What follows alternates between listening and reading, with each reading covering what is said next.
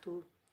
नमो हरिहन्ताणं, नमो सिद्धाणं, नमो ऐर्याणं, नमो वज्रायाणं, नमो लोहे सवसाहुणम्। वन्दितु सवसिद्धे धूमचलमणो ममं गतिं पते। वोचामि समय पाहुड मणिनम्। नमः समय साराय स्वानुभूत्या चखासते। चेत्स्वभावाय भावाय सर्वभावान्तरच्यते। जिन स्वानुभूति से खिरी मम स्वानुभूति मधिगिरी। श्री विमल धारा जैन श्रुत आनंद अमृत से। समता प्रभावती रागादि विकल्प तोड़ी के। माँ सरस्वती प्रतिभाव वंदन दृष्टि निज में जोड़ी के। दृष्टि निज में जोड़ी के। ग्रंथराज समय सार जी यहाँ विराजमान हैं। श्रीमद् भगवत कुंदकुंदाचार्य देव प्रणीत यह दिव्य देशना हम सबके महाभाग्य से ये उपलब्ध ग्रंथ, और इसमें भी बहुत ही महत्वपूर्ण प्रकरण अपना यहाँ चल रहा है। आज बहुत ही सुंदर एक नए विषय की चर्चा एक प्रकार से प्रारंभ हो रही है। कर्ता कर्म अधिकार, और उस कर्ता कर्म अधिकार में उस कर्ता कर्म अधिकार में जो चर्चाएं चल रही थी, वो चर्चाएं आत्मा कर्मों का करता है या कर्म वर्गणाएं इस जीव के रागादिक का करता है, ये मूल मुद्दा था। कर्म वर्गणाएं आत्मा को कर रही है, कर्म वर्गणाएं आत्मा के रागादिक का करता है, या आत्मा के रागादिक कर्माण वर्गणाओं के करता है। और इस बात को बहुत सरल शब्दों में बहुत स्पष्ट कर दिया गया कि जीव के रागादिक वो जीव के ही हैं, और कर्म का परिणमन वो कर्म का ही है। जीव के रागादिक कर्म का कर्ता नहीं है, और कर्माण वर्गणाएं इस जीव के रागादिक का कर्ता नहीं है। बिल्कुल ये बातें पक्की कर लेनी चाहिए। तो फिर प्रश्न खड़ा होता है, तो ये काम कैसे हो रहा है, ये राग द्वेष हो कैसे जाते हैं? तो फिर उन बातों को स्पष्ट करते हुए ये कहा कि भैया इनमें निमित्त नैमित्तिक संबंध है। माने राग द्वेष होते हैं तो राग द्वेष के होने पर कर्म बनते हैं, और कर्मों का जब उदय आता है तो इस जीव को राग द्वेष होते हैं। सहज ही इस प्रकार का निमित्त नैमित्तिक संबंध होता है। यही वस्तु स्वरूप है, यही वस्तु स्थिति है। फिर प्रश्न ऐसा लगता है, दिमाग में ऐसा लगता है कि साहब यदि ऐसा है तो फिर आत्मा कर्म से बंध रहा है नहीं बंध रहा है? बहुत कन्फ्यूजन कर दिया आप लोगों ने। पूरा कर्ता कर्म अधिकार तो ऐसा लगता है जैसे कन्फ्यूजन से भरा हुआ ही दिखाई देता है। पूरे कर्ता कर्म अधिकार में कभी कहते हैं कर्ता हैं, कभी कहते हैं अकर्ता हैं, कभी कहते हैं कुछ, कभी और कुछ। बहुत स्पष्ट नहीं हो सकी बात। तो देखिए आज एक नई गाथा उठा करके कुछ इसी तरह की बात करना चाहते हैं कि आत्मा बंधा है कि नहीं बंधा है, ये आत्मा बंधा है या छू रहा है या नहीं छू रहा है। इस तरह की बात यहाँ चलने वाली है।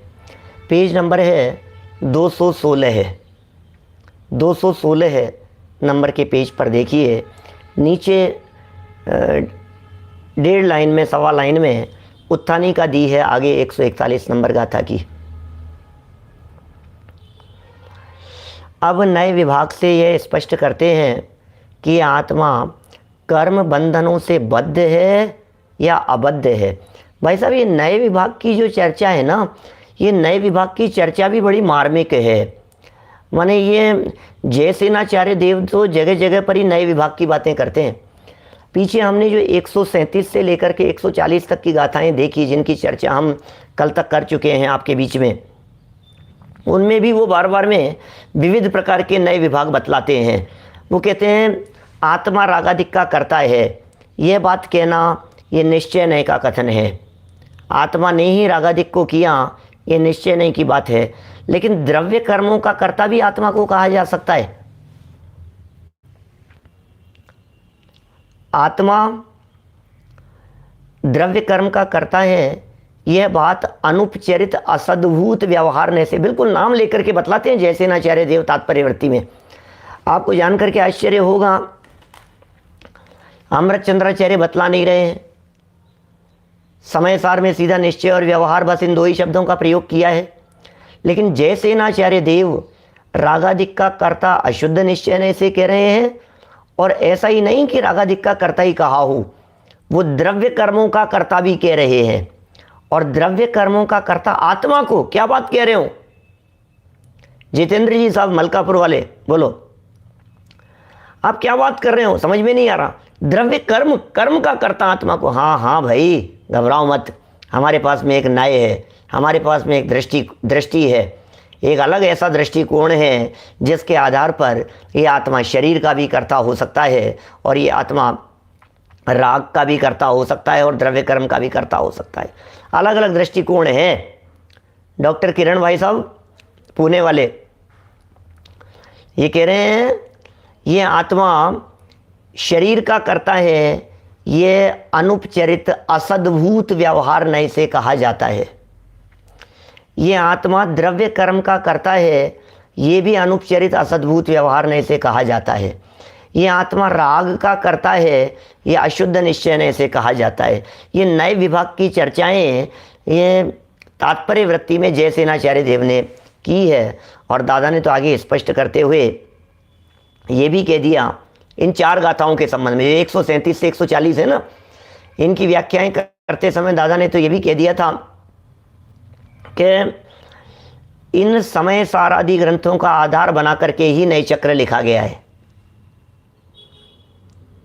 हम जब नए चक्र पढ़ाते हैं विद्यार्थियों को, तब भी हम इस बात की तरफ ध्यान आकर्षित करते हैं कि भाई ये समय सार में से निकले हैं नए समय सार आदि ग्रंथों में जहाँ जहाँ नए विवक्षाओं से चर्चा की है, उन सबको आधार बना करके नए चक्र लिखा गया है।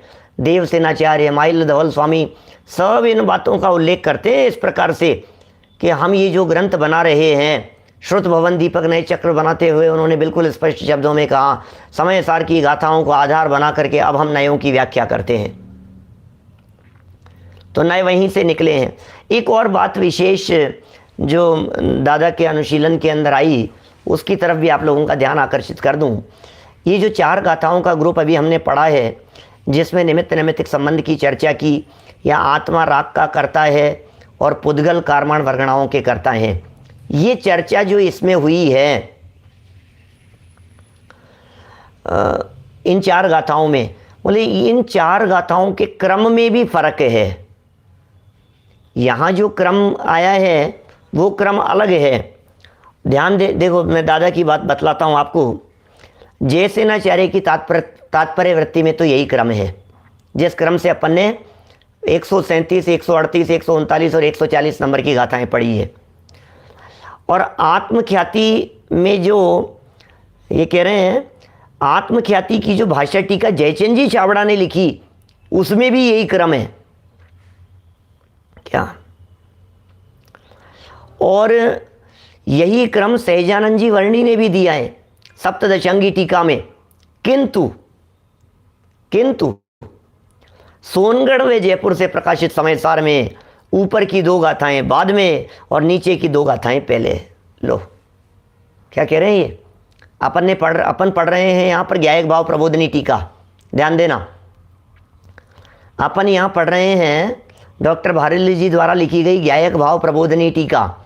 इस ज्ञायक भाव प्रबोधनी टीका में जो क्रम है इन 4 गाथाओं का, उनमें जो 2 गाथाएं दादा ने ऊपर दी है और 2 नीचे दी है, बोले सोनगढ़ जयपुर से प्रकाशित जो ग्रंथ है, जो पहले का प्रकाशित था, उस पहले से प्रकाशित ग्रंथ में ये 2 गाथाएं ऊपर थी और वो 2 गाथाएं नीचे थी। जबकि जयचंद जी छाबड़ा ने वही लिखा है जो यहाँ ज्ञायक भाव प्रबोधनी के अंदर मिल रहा है। ख्याल में आ रही है बात? पुराने समय सार जी ग्रंथ के अंदर ऊपर नीचे है, 139 140 नंबर की पहले है और 137 138 नंबर की बाद में। कोई फर्क नहीं है उसमें, ऊपर रखा जाए नीचे रखा जाए कोई फर्क नहीं है। लेकिन फिर भी दादा ने यहाँ जयचंद जी छाबड़ा साहब का अनुकरण किया। एक बात और ध्यान देने योग्य है, यहाँ तो गाथाओं के क्रम में तो दादा ने जयचंद जी छाबड़ा को फॉलो किया, लेकिन जब सुधा हरिद्रा शब्द के जो प्रयोग थे, हरिद्रा माने हल्दी और सुधा शब्द का अर्थ था चूना, तो चूना और हल्दी ये 2 शब्द थे ना जिनके मिलावट की चर्चा अपन ने कल तक की है गाथाओं में। तो उसमें सुधा शब्द का अर्थ फिटकरी करते हैं जयचंद जी छाबड़ा, उसे दादा स्वीकार नहीं कर रहे। तो एक ही गाथा की व्याख्या करते समय, एक ही ग्रुप की चर्चा करते समय आधी बात में तो जयचंद जी छाबड़ा को फॉलो कर रहे हैं और आधी बात में वो जयचंद जी छाबड़ा को फॉलो नहीं कर रहे हैं। अरे भाई, ये तो विद्वानों का अभिप्राय है स्वयं का, उससे कोई फर्क नहीं पड़ता है। ऐसा लिखा ना आचार्यों ने, वक्त और अभिप्रायो नय है, वक्ता का कहने का क्या अभिप्राय है, वक्ता किस समय किस बात को हाईलाइट करना चाहता है, ये सब बातें बराबर अपने ज्ञान का विषय होनी चाहिए। चलिए, ये बातें तो बीच में आ गई थी। हम 141 नंबर गाथा की उत्थानिका में ये बात पढ़ रहे हैं कि आत्मा कर्मों से बंधा है कि नहीं बंधा है, और कर्मों ने उसे स्पर्श किया है या नहीं किया है। 2 बातें यहाँ कही है, अकेले बंधन की चर्चा नहीं है, स्पृष्ट की भी चर्चा है। मूल गाथाएं पढ़ते हैं अपन और फिर पद्यानुवाद पढ़ करके, बड़ी मार्मिक गाथा है और बड़ी सुंदर चर्चा है। देखिए, सरल भी है और छोटी सी चर्चा है। पढ़ता हूँ यहाँ, पेज नंबर 116 पर ऊपर गाथा दी है। जीवे कमं बद्धम पुट्टम चेदि व्यवहारणय भणिदम शुद्धणय सदुजीवे अबद्ध पुट्टम हवदी कम्मम।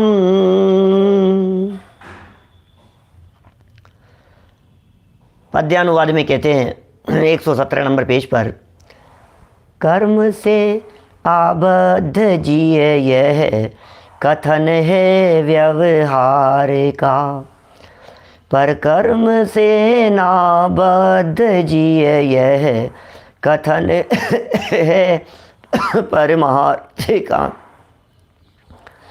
कर्म से ये जीव बंधा हुआ है, ये व्यवहार नय का कथन है, और कर्म से ये जीव नहीं बंधा हुआ है, ये परमार्थ का कथन है। अब कितनी सरल सीधी सच्ची सी बात है, एक व्यवहार नय कह रहा है और दूसरा निश्चय नहीं कह रहा है, दूसरा कथन। सच्ची क्या है भाई साहब, ये बतलाओ। क्या संजय जी सेठिया साहब बिजौलिया से बोलो। एक ये कह रहा है नए कि भाई आत्मा कर्म से बंधा है, और दूसरा दृष्टिकोण ये कह रहा है कि आत्मा कर्म से नहीं बंधा है। अब बंधा है या नहीं बंधा है, इसको बंधा माने या नहीं बंधा माने, निश्चय नहीं की बात सही है या व्यवहार नहीं की बात सही है। और मूल गाथा को यदि आप देखो तो इसमें अकेले बद्ध की चर्चा नहीं है। मैं अनुवाद पढ़ता हूं, अभी यहां तुरंत बात समझ में आएगी। जीव से कर्म बंधा हुआ है और स्पर्शित है, तो सब अकेला बंधा हुआ ही ले लेते। सुरेंद्र जी बाबू जी साहब, जीव में कर्म बंधा हुआ है और स्पर्शित भी है, स्पर्शित है, ऐसा व्यवहार नय का कथन है। और जीव में कर्म अबद्ध है और अस्पर्शित है, यह शुद्ध नय का कथन है।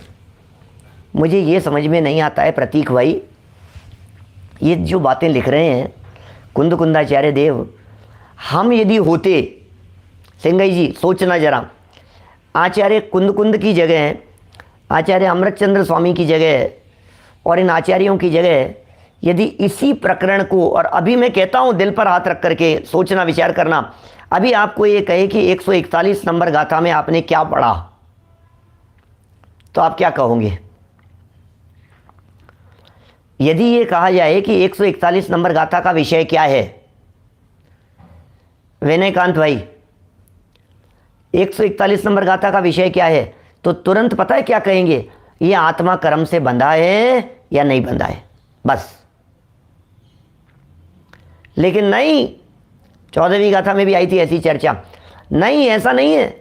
ये बंधा होने पर भी कोई जरूरी नहीं है कि स्पष्ट हो, छुआ हुआ हो, और छुआ होने पर भी जरूरी नहीं है कि बंधा हुआ हो। इसलिए बंधा और स्पर्शित, ये दोनों बातें कर्म के संदर्भ में देना बहुत महत्वपूर्ण था।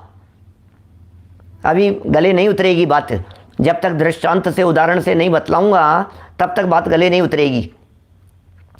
दो बातें कही है। हाँ, क्या बातें कही? बंधा हुआ हो तो जरूरी नहीं है कि वो छुआ हुआ हो, छुआ हुआ हो तो जरूरी नहीं है कि बंधा हुआ हो। क्या? अभी गाय रस्सी की बात नहीं करना यहां, क्योंकि वो एग्जाम्पल यहाँ काम में नहीं आएगा, वो बात यहाँ काम नहीं आएगी।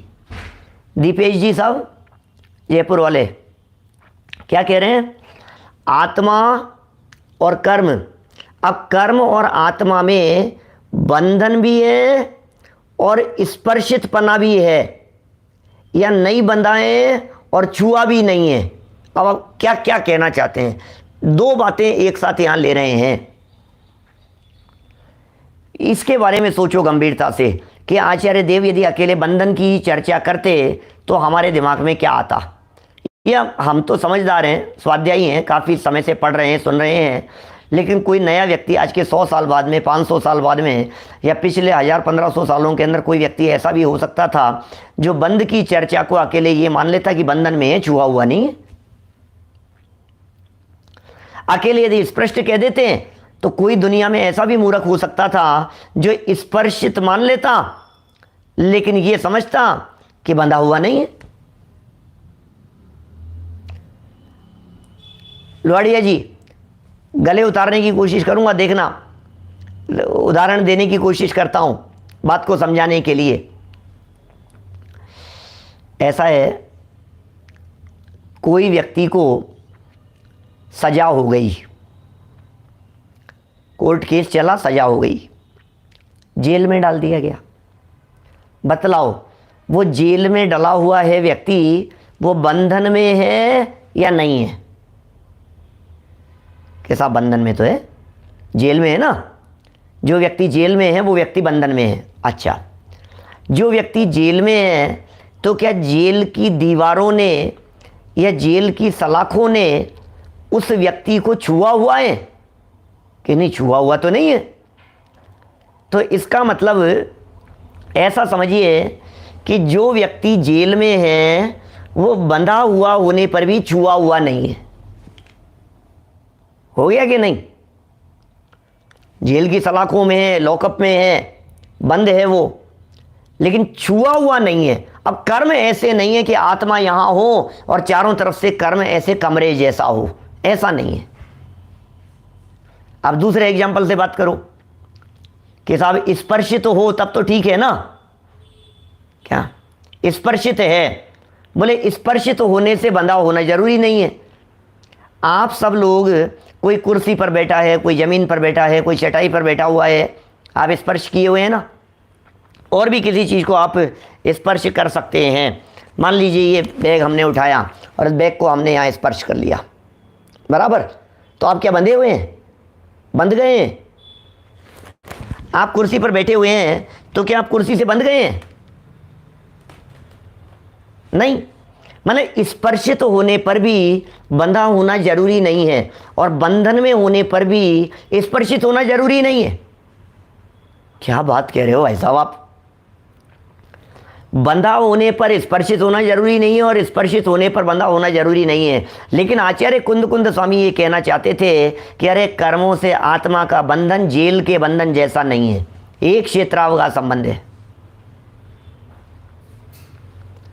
आत्मा से स्पर्शित ऐसा स्पर्शित नहीं है कि परद्रव्य जैसा दीवार को स्पर्श करके आप बैठे हो, ऐसा स्पर्शित नहीं है। दो कितने महत्वपूर्ण शब्द हैं और दोनों शब्दों का कॉम्बिनेशन कितना जरूरी है, इन दोनों बातों को किस तरह से इन्होंने यहाँ जोड़ा है कुंदकुंदाचार्य देव ने। अब बतलाइए, आत्मा के साथ में कर्म बंधे हैं और छुए हुए हैं, ये प्रकरण 141वीं गाथा का है या नहीं? गाथा तो यही कह रही है। जो लोग अच्छे स्वाध्यायी अभ्यासी हों और अपने इस प्रवचन को नहीं सुनते हों और समय सार की विषय वस्तु को जानते हों, उनसे एक बार क्या ये बात पूछिए 141वीं गाथा का प्रतिपाद्य क्या है। चलो और छोड़ो, कोई व्यक्ति जो अभी अपने से नहीं पढ़ रहा है, अपनी बात को नहीं सुन रहा है, उससे 141वीं गाथा पढ़ाइए, पढ़ करके आना भैया। और वो पढ़ करके आया, अब उससे पूछो 141वीं गाथा का विषय क्या है, तो वो यही कहेगा कि आत्मा कर्म से बंधा है या नहीं बंधा है, यही है। जबकि आचार्य देव बद्ध और स्पष्ट शब्द का प्रयोग कर रहे हैं, मूल गाथा में ऐसे शब्द का प्रयोग किया है। चलिए, हो गई बात, ख्याल में आ गई होगी। आगे बढ़ते हैं अपन। जीव में कर्म बंधा हुआ है और स्पर्शित है, ऐसा व्यवहार नहीं का कथन है। पर कर्म से नहीं बंधा हुआ है ये जीव कर्म से नहीं बंधा हुआ है, ऐसा कथन ये परमार्थ नय का कथन है। संजय जी भाई साहब, परमार्थ माने होता है निश्चय नय, तो एक निश्चय नय का कथन है और एक व्यवहार नय का कथन है। आत्मख्याति टीका में भी इस गाथा के इसी अर्थ को मात्र 2 पंक्तियों में दोहरा दिया गया है। बहुत छोटी सी टीका है आत्मख्याति की, 2 पंक्तियों के अंदर मात्र दोहरा दिया गया है और उनकी बात इस प्रकार है। मूल देखिए बात को, जीव को और पुद्गल कर्म को एक बंद पर्याय पने से देखने पर, 14वीं गाथा याद आ रही होगी क्या? अबद्ध, स्पष्ट, अनन्य, नियत, अविशेष, ये जो बातें 14वीं गाथा के अंदर कही थी 5 बोलों के माध्यम से, अद्भुत थी वे बातें। बस उन्हीं का विस्तार चल रहा है, और तो क्या है। जीव को और पुद्गल कर्म को एक बंद पर्याय पने से देखने पर, जीव को और पुद्गल कर्म को, जीव चेतना वाला है और पुद्गल कर्म वो जड़ रूप है, इन दोनों को एक बंद पर्याय से देखने पर, बंद के समीप जाकर के देखने पर, क्या कह रहे हैं, बंद पर्याय पने से देखने पर उनमें उस काल में भिन्नता का अभाव है। जल में डूबा हुआ कमलिनी पत्र, क्या कह रहे हैं, जल में डूबा हुआ कमलिनी पत्र जल से छुआ हुआ है या नहीं छुआ हुआ है? लोग तो पागल कहेंगे, लोग तो कहेंगे अकल तो है नहीं। पहले बोल रहे हो जल से डूबा हुआ, फिर कह रहे हो जल से भिन्न है। बोले जल से भिन्न क्यों है? जल में ही डूबा हुआ है। बोले ठीक है, तुम्हारी बात सही है, जल में डूबा हुआ है, तुम्हारी बात सही है, राइट लगा दो इनका उत्तर सही है। दूसरे व्यक्ति से पूछा, अरे नहीं भाई साहब, कमल पत्र के स्वभाव के नज़दीक जाकर के देखने पर यह बात स्पष्ट हुई कि कमल पत्र ने तो जल को छुआ भी नहीं है, वो तो रंच मात्र भी गीला नहीं हुआ है। बोले सही है, इनकी बात भी सही है, राइट। ये दोनों कैसे सही हो सकता है? अरे एक संयोग आश्रित कथन कर रहा है, एक स्वभाव आश्रित कथन कर रहा है, कितना स्पष्ट है। 2 तरह के कथन है, एक संयोग से किया गया कथन है, एक स्वभाव से किया गया कथन है। जब संयोग से कथन करते हैं तो ये कहते हैं कि वो जल में ही डूबा हुआ है, जब स्वभाव से कथन करते हैं तो कहते हैं जल को छूता ही नहीं है। क्या एक पक्ष नहीं है, बराबर अनेकांत से समझना इस बात को। वो कमल पत्र जल में डूबा हुआ है, ये बात संयोग से कथन है और संयोग से झूठ नहीं है। कमल पत्र जल में है या कमल पत्र दूध में, तो क्या जवाब दोगे? आपको 4 ऑप्शन दिए।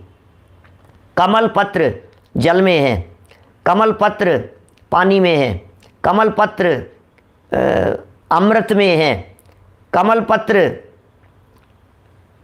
सब्जी में है, बोलो मैंगो जूस में है। अब बतलाओ कौन सा सही है? कहेंगे जल में है। अब इन चार में से क्या जवाब होगा?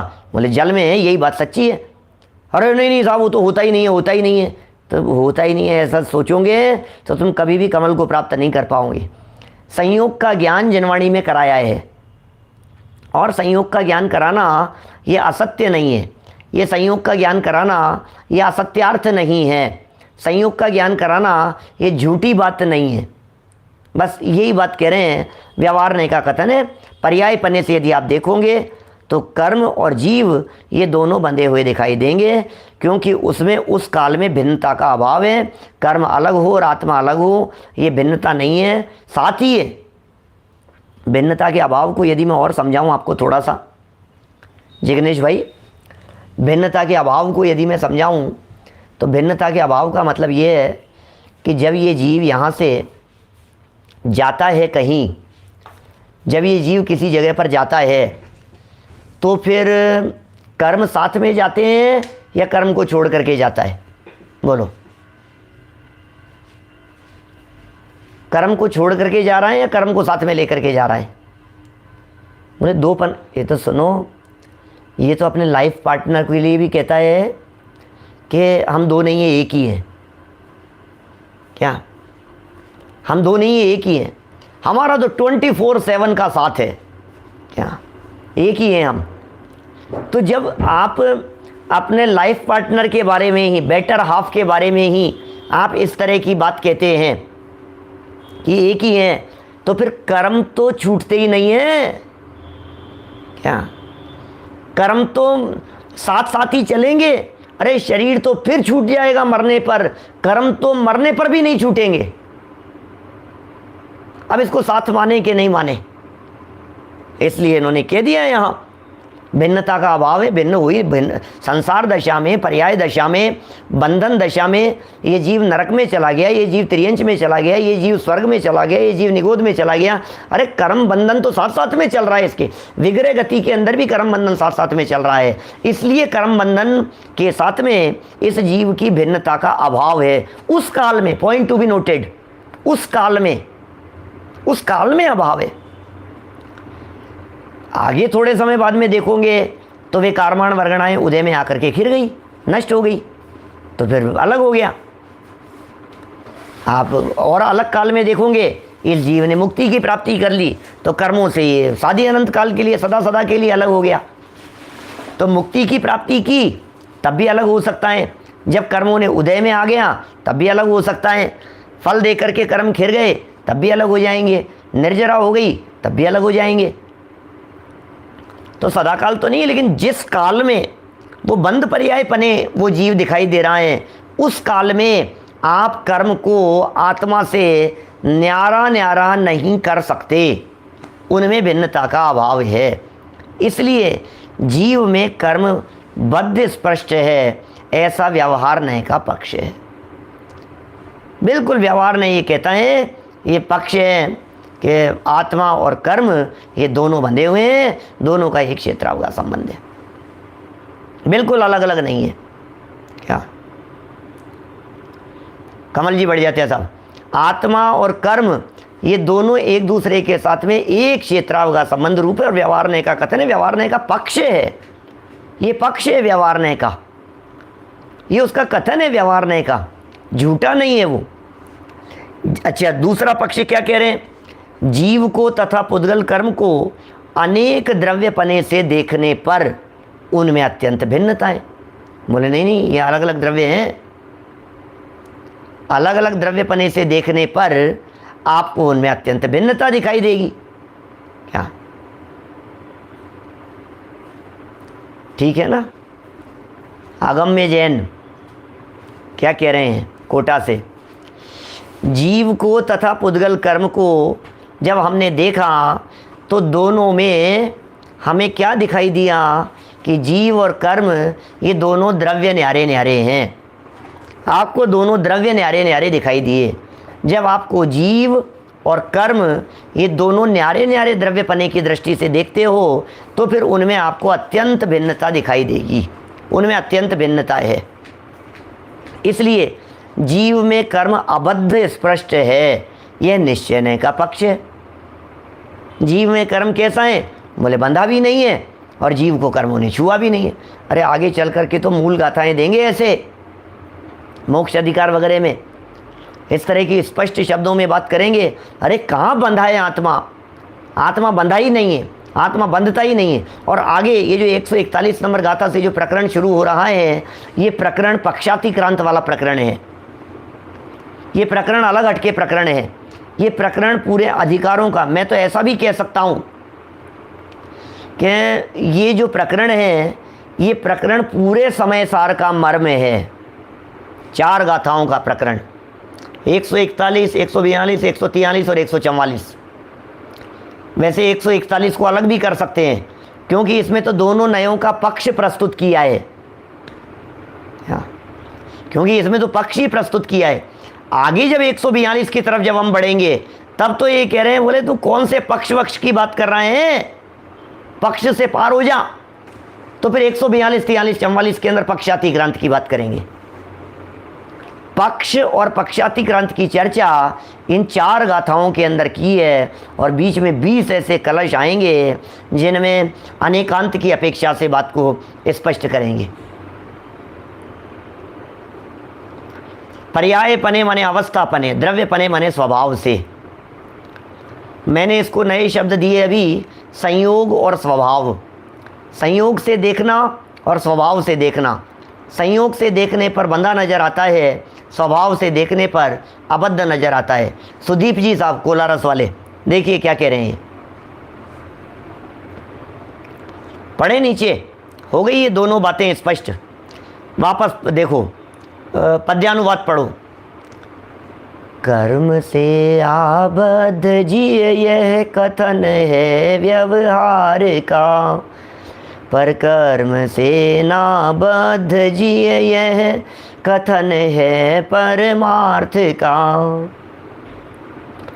कर्म से ये जीव बंधा हुआ है, ये व्यवहार का कथन है, और पर कर्म से बंधा हुआ नहीं है, कर्म ने इसे छुआ नहीं है, ये परमार्थ का कथन है।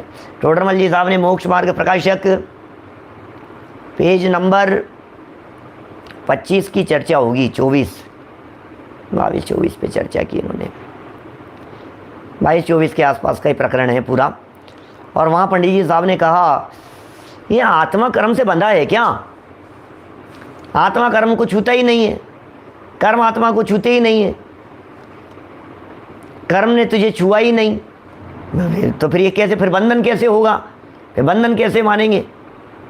तो फिर उन्होंने निर्मल आत्मा द्वारा और निर्बल कर्मों द्वारा, अचेतन और जड़ निर्बल कर्मों द्वारा आत्मा का बंधन किस प्रकार से होता है, इस बात को स्पष्ट करने का प्रयास किया। वही मोहन धूल वगैरह का उदाहरण 25 नंबर पेज पर, वही प्रकरण है, वहीं उसी जगह का। मैं समझता हूँ बात स्पष्ट हो गई है। अभी तक आचार्य देव विभिन्न नयों से वस्तु को समझाते आए हैं। गायक भाव प्रबोधिनी में दादा लिख रहे हैं, अभी तक आचार्य देव विभिन्न नयों से, इस नए से ऐसा है, इस नए से ऐसा है, ये समझाते आ रहे हैं। अब आगामी गाथाओं में वे हमें नए पक्षातीत वस्तु की ओर ले जाना चाहते हैं। ये नए क्यों लगा दी अभी यहाँ पर बीच में, ये नए वाली गाथा क्यों आ गई? 141 नंबर की गाथा में ये नए पक्ष क्यों बतला दिया? अभी आगे चल करके क्या कहना वाले हैं। सब व्यवहार नए से तो बंधा है, सब निश्चय नए से तो नहीं बंधा है। तो फिर सुनो यार, व्यवहार से बंधा है और निश्चय से नहीं बंधा है, ये दोनों ही अलग अलग नए हैं। अरे बंधा हो या नहीं बंधा हो, तुम तो हो जैसे हो, तुम्हें क्या फर्क पड़ता है इन सब बातों से? तुम क्यों विकल्प करते हो? तुमने ये सारे विकल्प अपने माथे पर क्यों पाल रखे हैं कि आत्मा बंधा है कि नहीं बंधा है? आत्मा ने मुझे कर्म ने मुझे बांध रखा है कि कर्म मुझे नहीं बांधते हैं। ये विकल्प करना ही बेकार है। हम जैसे हैं वैसे हैं। इस तरह से आचार्य देव हमें पक्षातिक्रांत की तरफ ले जाना चाहते हैं। पक्षातिक्रांत की तरफ ले जाने के पहले पक्ष तो बतलाएंगे क्या? छठी गाथा का जो विषय था ना, ज्ञात वे तो वही है, वो भी एक प्रकार से पक्षातिक्रांत जैसी चर्चा थी। लेकिन इन गाथाओं में पहले पक्ष प्रस्तुत कर रहे हैं, फिर पक्षातिक्रांत होने की बात करें। पहले पक्ष तो लाओ कि साहब जब हमें पक्षातिक्रांति होना है तो हमें पक्ष क्यों लाते हो, पक्ष क्यों कराते हो। देवसेनाचार्य देव ने एक बहुत सुंदर प्रकरण दिखा कि साहब आत्मा तो स्वभाव से नए पक्ष से अतीत है, फिर ये नयों के चक्कर में क्यों उलझाते हो, हमें नयों के बीच में क्यों लाते हो, हमें नयों में उलझाते क्यों हो। नए तो विकल्प हैं, नयों में तो बहुत संकल्प विकल्प होते हैं, तो आप नयों से निरपेक्ष जब आत्मा है तो नयों की बात मत करो ना। तो पता है आचार्य देव ने क्या जवाब दिया, यद्यपि यह आत्मा स्वभाव से नए पक्ष से अतीत है, लेकिन फिर भी नए ज्ञान के बिना पर्याय में नए पक्षातीत होने में समर्थ नहीं है। क्या इसलिए मिथ्या विकल्पों को तोड़कर सम्यक विकल्पात्मक नयों का स्वरूप बताते हैं। क्या क्या कह रहे हैं? बहुत सुंदर पंक्तियां हैं देवसेनाचार्य देव की। यद्यप्यात्मा स्वभावेन नए पक्षातीत है तथापि स तेन विना तथा विधोन भवितुमारहत्यनादि कर्म वशात सत्कल्पनात्मकवादितो नए लक्षण मुच्यते। ये उनकी टीका की पंक्तियां हैं, मूल पंक्तियां देवसेनाचार्य की लिखी हुई। यद्यप्यात्मा स्वभावेन नए पक्षातीत है तथापि स तेन विना तथा विधोन भवितुमारहत्यनादि कर्म वशात सत्कल्पनात्मकवादितो नए लक्षण मुच्यते। इसलिए नयों का लक्षण कहा जाता है। नयों की चर्चा क्यों कही जाती है? नयों की चर्चा नयों में उलझाने के लिए नहीं की जाती है।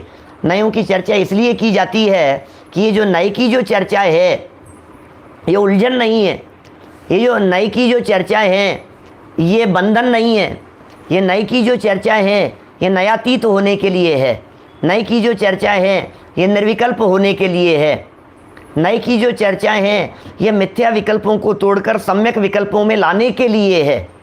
अरे भाई बात तो सच्ची है कि विकल्पातीत होना है, बात तो सच्ची है कि हमें निर्विकल्प रहना है, ये बात तो 100% सच्ची है। लेकिन हमारा प्रश्न ये है आपसे कि विकल्पातीत होना है तो फिर भोजन का विकल्प आएगा कि नहीं आएगा?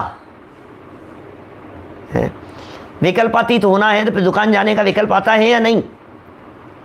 खाने पीने कमाने घूमने फिरने का विकल्प आता है या नहीं? कि आता है। तो फिर तुम तो विकल्पातीत हो ना, फिर खाने पीने घूमने फिरने के विकल्प क्यों करते हो? है नहीं, वो तो आ जाते हैं। अरे तो फिर यही तो कह रहे हैं, नयों के माध्यम से यही कह रहे हैं कि तुम मिथ्या विकल्पों को तोड़ो और तत्वज्ञान के अवलंबन से सम्यक विकल्पों को स्वीकार करो। क्या बातें समझ में आ रही हैं? क्या कह रहे हैं ज्ञानचंद जी बाबूजी साहब कोटा वाले? माने नयों की जरूरत क्या है? जब विकल्पातीत है तो नयों की जरूरत क्या है? अरे विकल्पातीत होते हुए भी पहले विकल्प कराएंगे, फिर विकल्प से अतीत होंगे। विकल्पातीत कराने के लिए पहले तुम बंधे हुए हो, पहले इस बात की स्वीकृति हो, फिर बंधन। अरे किसी व्यक्ति की तबीयत ठीक कराने के लिए क्या करेंगे? पहले ये बतलाएंगे कि तुम बीमार हो और फिर ये बतलाएंगे कि तुम ठीक हो सकते हो, तुम्हारे में बीमारी नहीं है, ये ऊपर ऊपर है। क्या पहले है और फिर ऊपर ऊपर है? अब ये कहेंगे जब ऊपर ऊपर ही है तो फिर क्या क्या मतलब है? फिर तो रहने ही दो ना। अरे तो फिर रहने दो तो मर जाएगा। यही वस्तु स्थिति है। मिथ्या विकल्पों को तोड़ो और सम्यक विकल्पों के माध्यम से वस्तु स्वरूप का विचार चिंतन करो। मिथ्या विकल्पों से दृष्टि हटाओ और सम्यक विकल्पों में बुद्धि को लगाओ। पहले आत्मा बंधा है कि नहीं बंधा है, इसे नए विवक्षाओं से जानो, नए विवक्षाओं से समझो और उसके बाद ऐसे विकल्पों को तोड़ दो कि मैं बंधा हूं कि नहीं। फिर नई नए संबंधी विकल्प चल रहे, बोले बंद करो ना इन विकल्पों को। कब तक चलते रहेंगे नए विकल्प?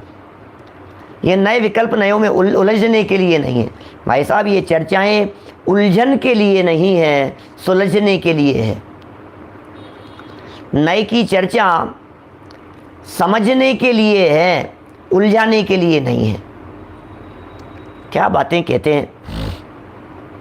मुझे इतना गजब का आश्चर्य लगता है कि एक बंधा हुआ है, नहीं बंधा हुआ है। अब ये दोनों बातें कह दी, अब फिर ये कह रहे हैं कि बंधा और नहीं बंधा दोनों ही नहीं है। हे भगवान, 3 बातें हो गई अब यहाँ।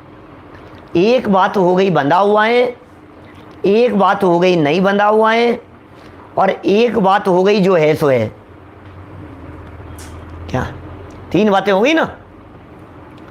बंधा हुआ है ये व्यवहार नय का पक्ष है, नहीं बंधा हुआ और नहीं स्पर्शित है ये परमार्थ माने निश्चय नय का पक्ष है। ये दोनों पक्ष थे।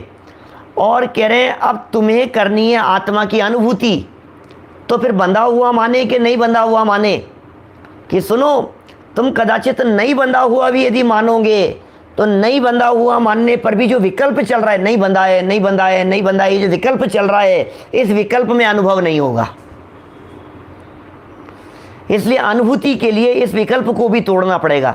ऐसे पक्षातिक्रांत की चर्चाएं, ऐसे पक्षातिक्रांत होने की बातें, ये सब बातें आगामी गाथाओं के अंदर दी जाएगी। आगे जो 3 गाथाएं आएगी ना, जो अपन कल से आगे बढ़ेंगे, उन 3 गाथाओं के अंदर ये सब बातें आने वाली है। एक प्रकार से उसकी ये भूमिका वाली ये गाथा है 141 नंबर की गाथा। अभी तक आचार्य देव विभिन्न नयों से क्या कह रहे हैं, अभी तक आचार्य देव विभिन्न नयों से वस्तु को समझाते आए हैं, नयों से समझाते आए हैं। अब आगामी गाथाओं में वे हमें नए पक्षातीत वस्तु की ओर ले जाना चाहते हैं। भैया वस्तु तो नए पक्षातीत है, वस्तु में नए पक्ष नहीं है, वस्तु तो पक्षातिक्रांत है, वस्तु में पक्ष ही नहीं है। वस्तु में क्या है बतलाओ। जैसे मैं ये कह रहा हूं हम किसी के चाचा हैं और किसी के मामा हैं, तो भतीजे की दृष्टि से चाचा हैं और भांजे की दृष्टि से मामा हैं। हम क्या हैं ये बताओ, हम मामा हैं कि हम चाचा हैं? बोले हम तो हम हैं। क्या, ये दोनों ही पक्ष हैं जो अलग अलग एंगल से हैं। व्यवहार ने का चश्मा लगा करके देखो तो बद्ध स्पष्ट दिखता है, निश्चय ने का चश्मा लगा करके देखो तो नहीं बंधा हुआ और अस्पर्शित दिखाई देता है। तो फिर ये बात बतलाओ कि है कैसा? अरे वो तो है जैसा ही है। ये विकल्प क्यों खड़ा किया तूने कि आत्मा बंधा है कि नहीं बंधा हुआ है? ये विकल्प क्यों खड़ा किया? वस्तु में विकल्प नहीं होते, वस्तु विकल्पातीत है।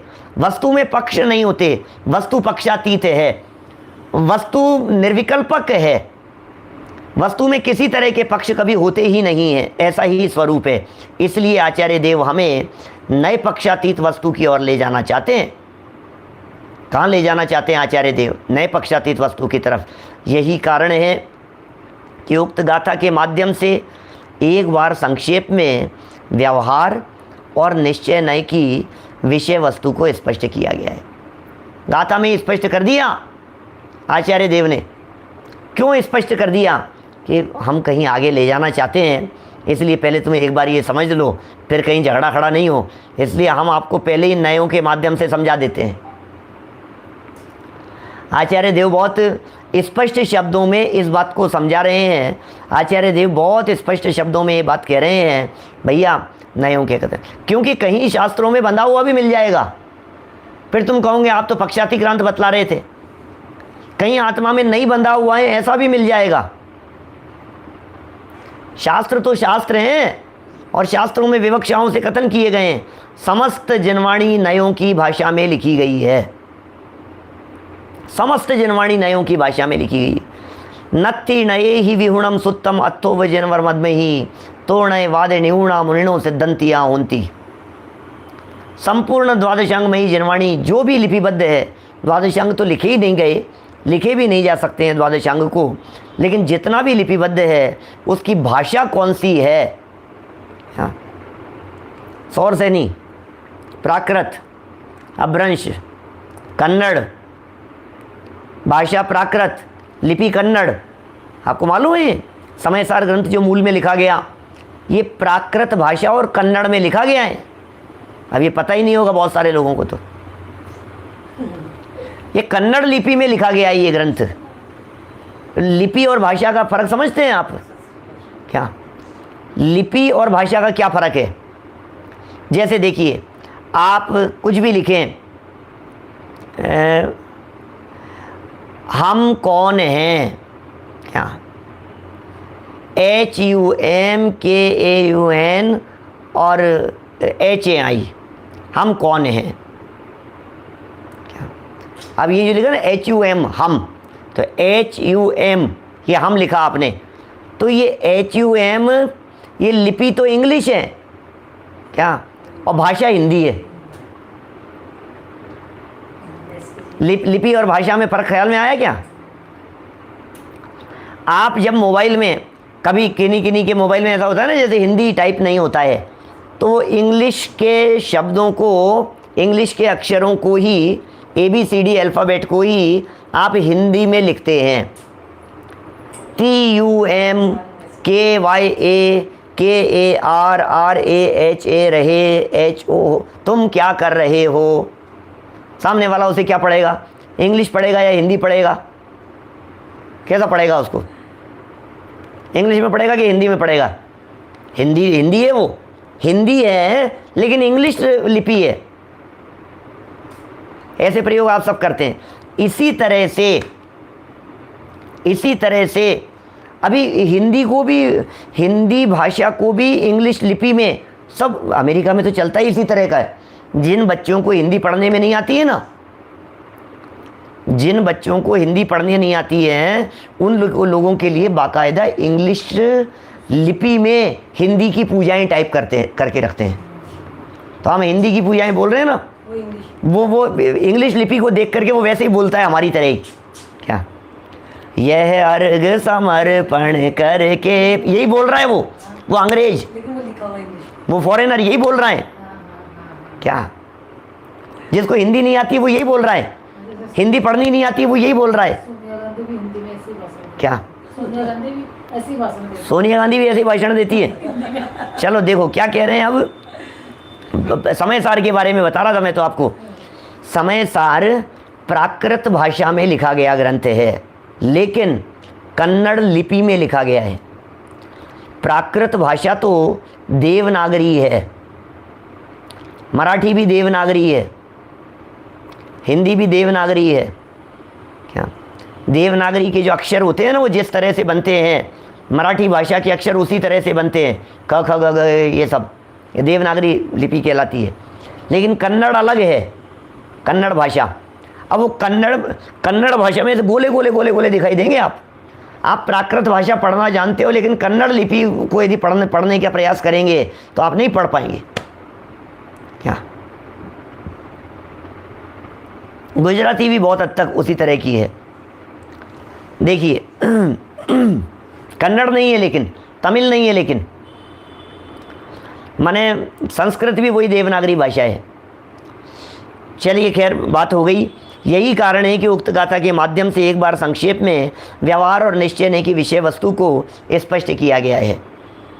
141वीं गाथा में आत्मा के संदर्भ में व्यवहार और निश्चय के पक्ष को प्रस्तुत किया गया है, पक्ष प्रस्तुत किया है दोनों नयों का। उसी के संदर्भ में आचार्य अमृतचंद्र इस 142वीं गाथा की उत्थानिका आत्मख्याति में, इसमें क्या, इससे क्या, मात्र इतना ही कह देते हैं। सुनना भाई, क्या कह रहे हैं? अब 142वीं गाथा की उत्थानिका शुरू होगी। क्योंकि 141 नंबर गाथा लिखी, 142 नंबर गाथा कुंदकुंदाचार्य देव ने तो ये लिखा, और बीच बीच में अमृतचंद्राचार्य देव ने अपनी अपनी टीकाएँ लिखी। गाथाओं के बीच में गाथा लिखते हैं 141, फिर 142 आएगी, और बीच में अमृतचंद्राचार्य देव की अपनी व्याख्या होगी। ठीक है। अब 141 के बाद 142 शुरू करते समय बीच में अमृतचंद्राचार्य देव ने सिर्फ इतना सा शब्द दिया, इसमें क्या है, इससे क्या, क्या शब्द दिया, इससे क्या। अब क्या कह रहे हैं भाई, देखना समझना क्या है मैटर। जब 141वीं गाथा में ये कह दिया कि व्यवहार ने से कर्म से बंधा है, निश्चय ने से कर्म से बंधा और स्पर्शित नहीं है, तो ये 141 में कहा। अब अमृतचंद्राचार्य देव, इससे क्या है, इससे हमें क्या, बंधा है कि नहीं बंधा है, व्यवहार से था और निश्चय, इससे हमें क्या, बस इतना सा उन्होंने इशारा कर दिया आगे ये कहने के लिए कि हम कुछ स्पेशल बातें आपके बीच में करना चाहते हैं। देखिए उत्थानिका में कह रहे हैं, तात्पर्य यह है कि कोई नए कुछ भी क्यों न कहे, मुझे उससे क्या प्रयोजन है।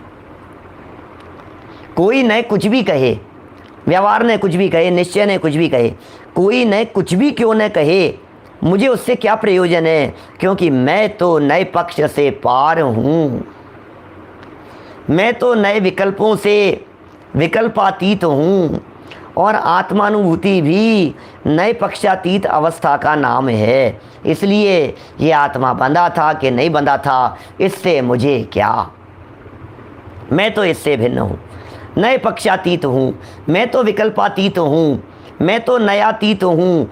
आत्मानुभूति भी नयातीत और विकल्पातीत अवस्था का ही नाम है। अतः मुझे इन नए विकल्पों से क्या प्रयोजन है। इस तरह मुझे इन नए विकल्पों से किसी भी प्रकार का प्रयोजन नहीं है। ये बात बतलाते हुए ये 141वीं गाथा संपन्न हुई। कल 142 नंबर की गाथा से हम पक्षाति ग्रंथ की चर्चा आप लोगों के बीच में करने वाले हैं। अभी की बात को यहीं विराम देते हैं। मैंने कल एक सूचना दी थी, शाम को फिर सूचना देना भूल गया। संयम प्रकाश ग्रंथ हमारा शाम को संपन्न होने की तैयारी में है, और जैसे ही वो संपन्न होगा, कुछ दिन 10 लक्षण आदि पर्व वगैरह और कुछ विशिष्ट विषयों के बाद हम उस ग्रंथ की शुरुआत करेंगे। लेकिन उस ग्रंथ का वितरण प्रारंभ कर दिया है हमने।